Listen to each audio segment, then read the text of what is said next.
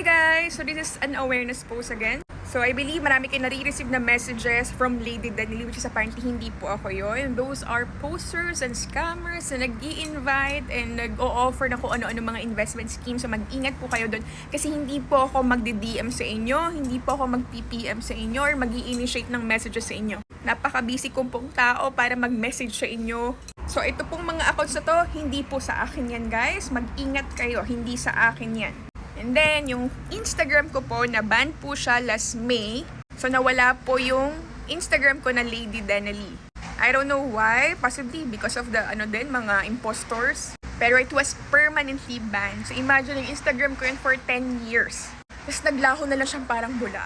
So, I created a new one. This is Lady Danily Digo. Ito po yung username ko. And I have 98,000 followers. And this is my new Instagram. And then, yung Facebook page ko rin po, it was banned. It was unpublished because of, again, sa mga impersonators na yan. Nakaka-frustrate, nakakaloka. So, I also created a new one. So, this is my new Facebook page, which is ito po ang aking pangalan sa Facebook page with 124,000 followers. So, mag-ingat po kayo sa mga nagpapanggap. Ito lang po ang aking Facebook page. And then, yung TikTok ko naman po is just Lady Danily. Wala pong Lady Danily 27, Lady Danily 28, Lady Danily 1, 2, 3, 4, kahit anong, basta Lady Danily at Lady Danily lang. Sa Telegram naman po, marami ring Lady Danily. May Lady Danily Copy Trading, Lady Danily Official, Lady Danily Copy Trade Stocks. Ang dami. Hindi po akin yun.